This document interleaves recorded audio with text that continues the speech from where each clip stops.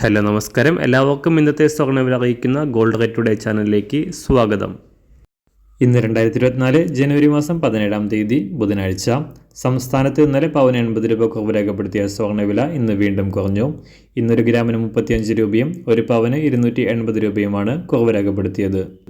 ഇന്നത്തെ സ്വർണ്ണവില നോക്കാം. അതിനു മുൻപായി ഈ ചാനൽ ഇതുവരെ സബ്സ്ക്രൈബ് ചെയ്തിട്ടില്ലാത്തവർ സബ്സ്ക്രൈബ് ചെയ്ത് തൊട്ടടുത്തുള്ള ബെൽ ബട്ടൺ അമർത്തി ഓൾ സെലക്ട് ചെയ്യുക. ഇന്നത്തെ 916 സ്വർണ്ണവില 1 ഗ്രാം 5770 രൂപ, ഒരു പവൻ 46,160 രൂപ.